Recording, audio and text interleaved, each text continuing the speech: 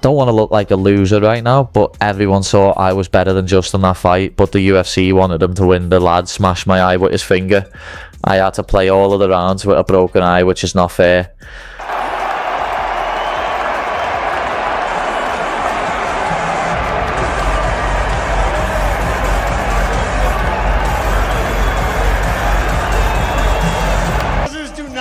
That Scouser does not get knocked out. Hold on. My God.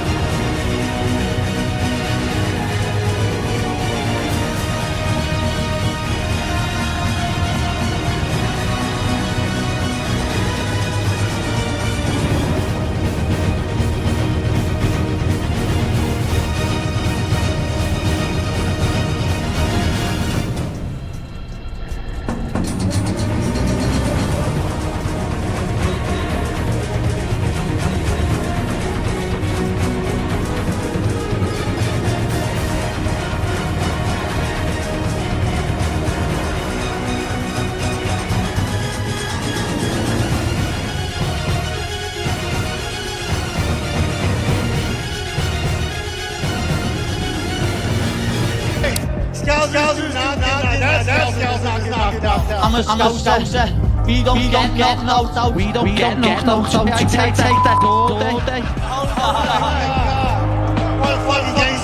Delivered in the main event, capped off the war. Just give us your thoughts on Justin Gaethje, Paddy Pimblett delivering a five-round battle. Yeah, I mean, what a couple. So Paddy Pimblett at the weigh-in today says, "I'm going to knock this motherfucker out tomorrow." And I was like, "That's interesting." And he never.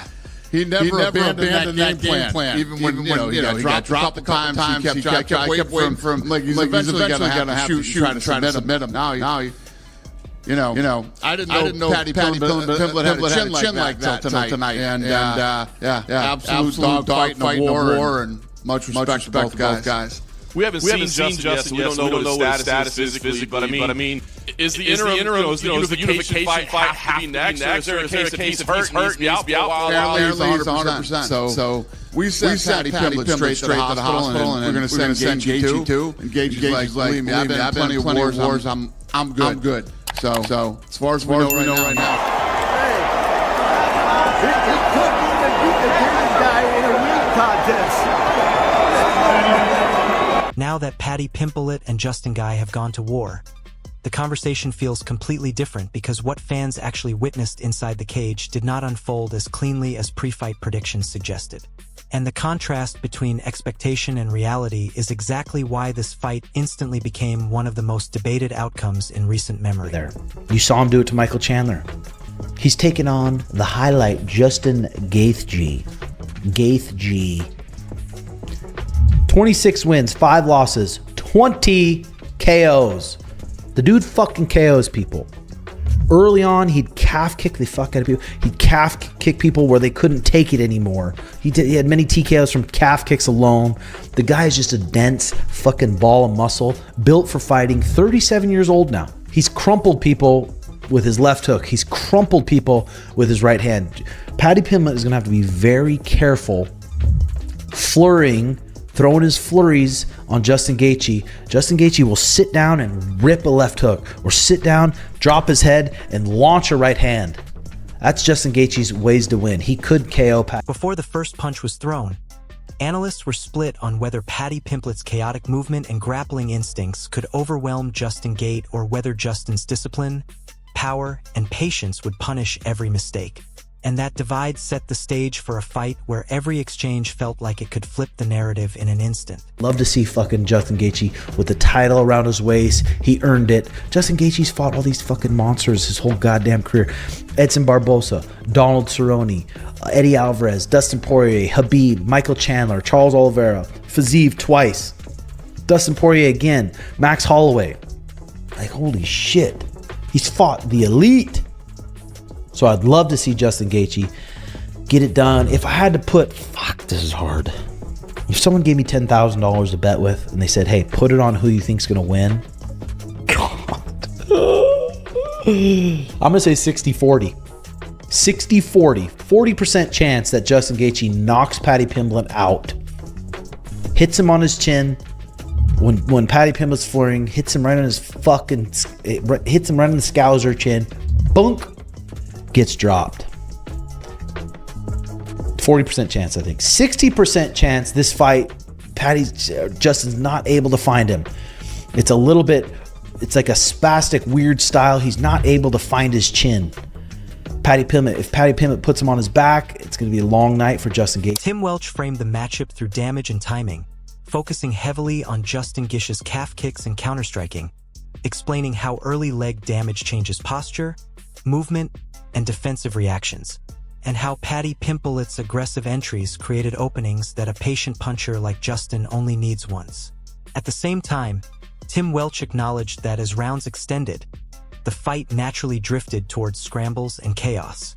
And in those moments, Paddy Pimblett's confidence, grappling awareness, and willingness to stay dangerous off his back created paths to victory that made the fight feel like a calculated risk rather than a reckless gamble. Younger, will youth be served with Pimblett? Maybe. Gaethje, experience, good striker. He's well-rounded everywhere, but he's got to use the assets of a smaller guy. We've seen it, where you got to box, you got to use your legs, you got to set traps. You know, he's got the capability of doing that. Outmaneuver, outflank Pimblett.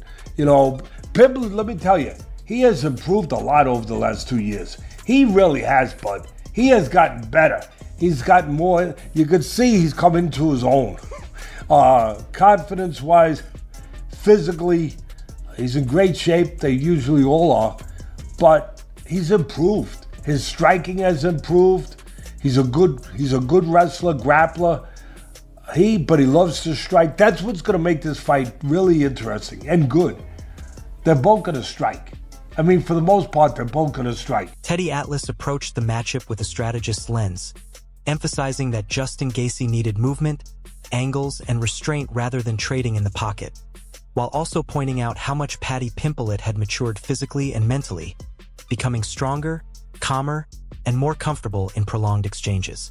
Even while praising Justin Gaethje's experience, Teddy Atlas leaned toward Paddy Pimblett because youth and momentum often surface late in fights, especially when fatigue sets in, and he believed Paddy had more room to adapt round by round without abandoning his identity or panicking under pressure. Might be served here. But I would go with the over on this because I think the over-under is like 2 rounds. How many? 2.5 rounds over minus 115. All right, listen. Again, we have a pretty good record here, but, you know, I mess up once in a while. Yeah, I do. That's why it's gambling. But I like the over. I like the over. I mean, if Gaethje fights the perfect fight, you never know. You never know. But I know who the judges are probably favoring. Oh, did I say that? I'm sorry. There shouldn't be anything about that. It should just be about what goes on in the cage or in the ring. But I can't help myself but think about things that I see. So maybe, you know, Gaethje would really have to do a job, I think, to get it, which he could. But I think I'd probably favor Pimblett a little bit, but at the end of the day, if I had to put my bunks down. Max Holloway distilled the fight into one brutal question: whether Paddy Pimblett could absorb Justin Gaethje's power without breaking. Because if he could survive the damage, Max believed Paddy had the instincts to turn hurt moments into grappling control and sudden momentum shifts. At the same time, Max Holloway made it clear that Justin Gaethje never needs volume to change a fight, because every clean punch and kick carries real consequences. Meaning one perfectly timed strike could erase rounds of work before Paddy ever found any rhythm. With Paddy, if he can eat it, I can see Paddy catching Gaethje and maybe almost like a Oliveira fight, you know. Catch Gaethje, hurt Gaethje wobble, and then, you know, get to Gaethje's back or something, maybe sub him. You know what I mean? Like, Paddy is very well rounded. You know, he out wrestled wrestlers, he out grappled grapplers. He stands with you. You know, he doesn't care. He throws. You know, everybody be like, his chin is in the air. He takes shots. Yeah, he takes shots and he still walk forward. How long will that last? We don't know. And that's the question I have to this fight.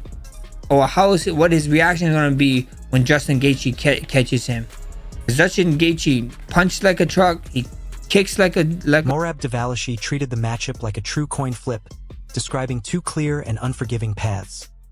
Either Justin Gaethje breaks Paddy Pimblett with sustained damage, or Paddy survives long enough to drag the fight into grappling exchanges where momentum quietly slips away from Justin.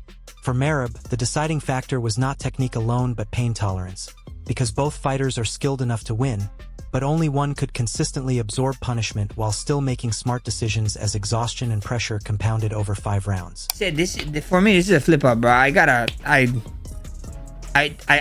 not surprised if any of these guys win, because I can see 2 clear paths to these guys winning. I can see Gaethje catching Paddy, you know, putting him down, finishing him. Then I can see Pimblett catching Paddy, Pimblett catching Gaethje, maybe knock him out or hurt him enough to where he can get a submission. You know, I think so.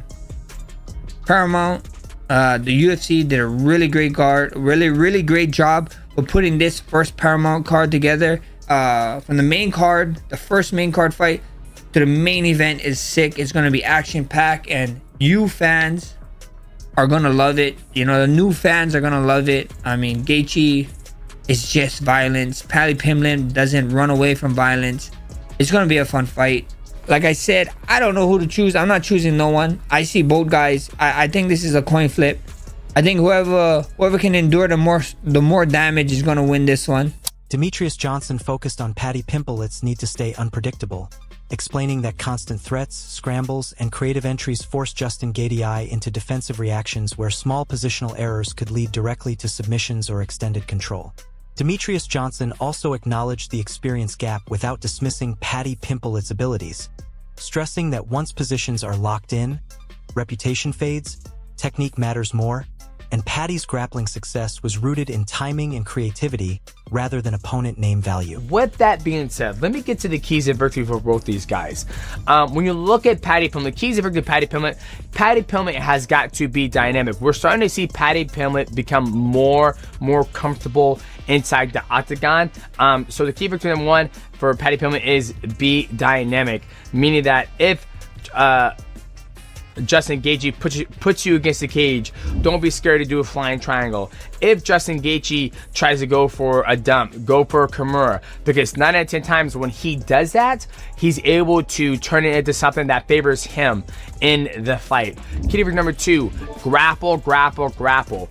You know, when you look at Justin Gaethje's past fight, when people grapple him that have a good grappling ability, he seems to have hard times with grapplers, where people, you know, when people drop him, Charles Oliveira dropped him, he crossed the void, jumped on him, got his back, cemented with a rear naked choke. You look when he fought Habib took him down, passed his guard, mounted him, got a triangle from top and rolled to his back. Now I feel like Paddy Pimblett has that grappling ability that can oppose some problems to Justin Gaethje. Because of preparation and freshness, believing that a slower schedule allowed his body to recover fully and his mind to stay sharp, making him a uniquely dangerous opponent for someone accustomed to striking heavy wars. Looking back at all the expert opinions together, what stands out is how few people saw a safe or easy outcome, because every breakdown returned to the same truth. One mistake, one scramble, or one clean shot was always going to decide everything.